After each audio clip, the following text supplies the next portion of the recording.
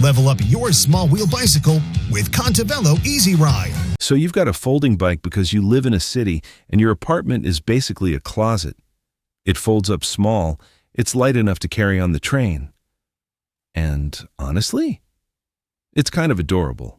But then you hit a hill, and suddenly your cute little folder feels like you're pedaling through wet cement. That's the folding bike paradox. To stay compact, most of them ditch the front derailleur entirely. You get one chainring, one gear ratio, and on a climb, that one ratio is usually wrong. This is a crankset from a Korean company called Contavello that's currently on Kickstarter, and it is weird in the best way. It's a single chainring crankset with 2 gears inside the crank itself. Not in the hub. It replaces your existing bottom bracket and cranks entirely. You pull off your pedals, your chain, your old crankset, your old bottom bracket, and then you install this one unit. It bolts in like a standard crankset, which means you don't need a special frame.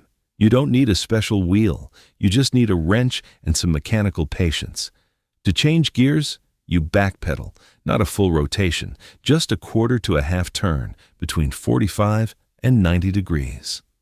That engages a clutch and ratchet system inside the crank arm, and you shift. You can do it while riding. You can do it while stopped at a light. You backpedal, it shifts down to a 1 to 0.75 reduction gear for climbing, and then you backpedal again, and it goes back to 1 to 1 direct drive for flat ground. It's 2 speeds, completely contained in the crankset. No external controls required. It needs to roll efficiently on flat pavement, and it needs to get up that one bridge ramp without you having to stand on the pedals and pray. And the Easy Ride solves that without adding any bulk to the handlebars or the rear triangle. They claim 1.5 pounds, which is about 0.7 kilos. The Kickstarter pledge is $259 US. The planned retail price is $432. So there's a discount for early backers, assuming they hit production.